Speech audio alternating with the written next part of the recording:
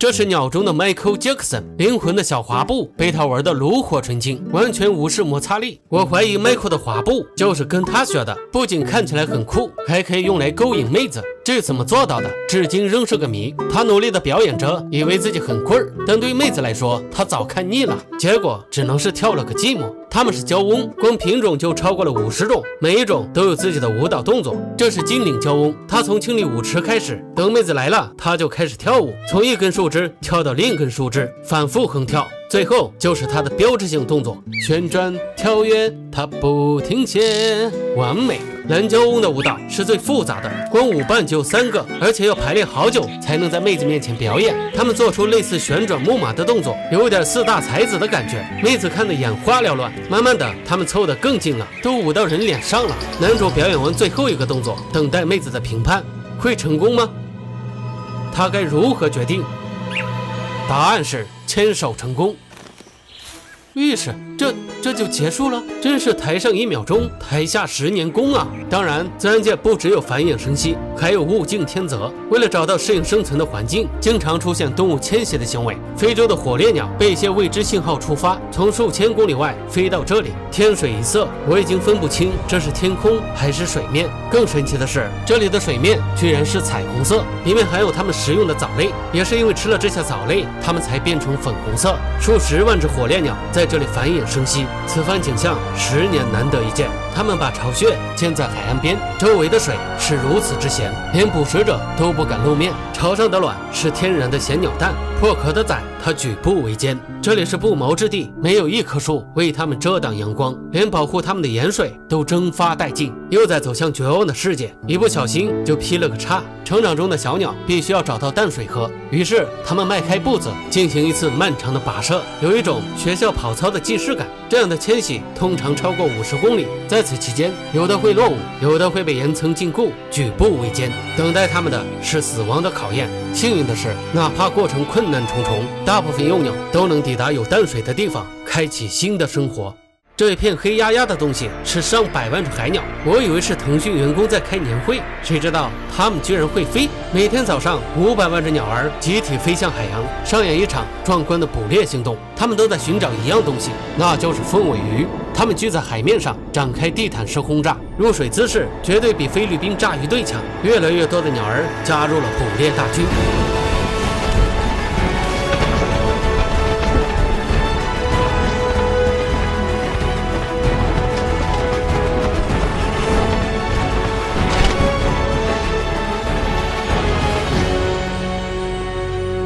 这一幕震撼至极，试问宇宙中还有比这更牛逼的星球吗？这里之所以物资丰富，是因为红宝这一强大的洋流带来丰富的营养物质，而远离大陆的大部分海洋是蓝色的沙漠，看起来了无生机，但它用最意想不到的方式和土地取得联系，进而得以肥沃。每年大风将20亿吨灰尘吹到天空中，有1/4最终落在海面上，为微生物提供所需的营养。而微生物是海洋生物的基础，它们组成了一套弱肉强食的食物链。磷虾以漂浮的微生物为食，青鱼以磷虾为食，而青鱼本身又是其他物种的食物。海豚、水螅都可以吃青鱼，而且它们通力合作。海豚将青鱼赶向海面，进入水螅的攻击范围。它们用来飞行的翅膀也能让它潜入水下6米。捕食磷虾时，青鱼可以横行霸道，但在海豚和水螅面前，它们却腹背受敌。上面是鸟类的攻击，下面是海豚的追逐，它们都沉浸在这饕餮盛宴，只有青鱼骂骂咧咧。20分钟后，一切归于平静，一出海底的丛林法则被这几种动物生动地诠释出来。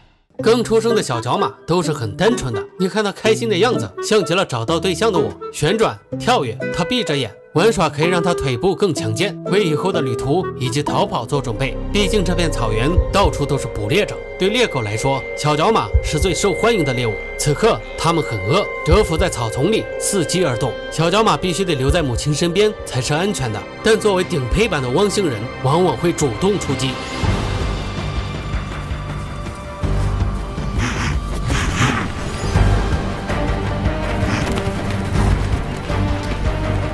猎狗的耐力非常强悍，但小角马被角马群保护，它无从下手。它需要找机会让小角马落单。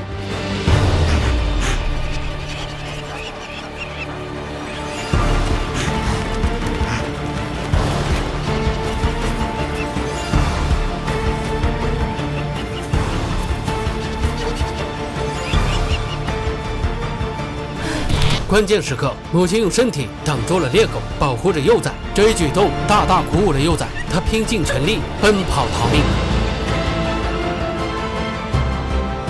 危险的境地让他快速成长。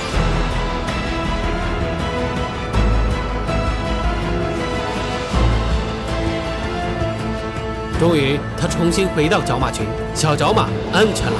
捕猎以失败告终。动物世界里没有谁是容易的。寒冬临近，这群驯鹿朝南方迁徙，寻找食物和住所。这里的气温低至零下40度，虽然没有波司登，但它有厚厚的皮毛。即便这样，它们依然需要森林的保护。路过的雪地形成一道道高速公路，就是不知道进森林要不要行程嘛。这里除了驯鹿，还有大尾巴狼，它们常年住在森林里，专门捕食驯鹿。它们会找到最新鲜的足迹，踩在夯实的足印里，避开深雪，快速移动。鹿群也很聪明，为了防止狼群偷袭，它们选择空旷的地方停下来休息。只要有狼过来，它们一眼就能看到。而且在开阔的地面，驯鹿比狼跑得快，所以聪明的狼群设法把驯鹿赶回森林。森林中，它们前行缓慢，狼可以隐藏在树木间，慢慢靠近猎物。捕猎开始了，狼群必须要决定追哪只鹿，以及选择哪条路径，这是成功的关键。可领头的二货选错了路，结果只能以失败告终。生活不易，挥挥叹气。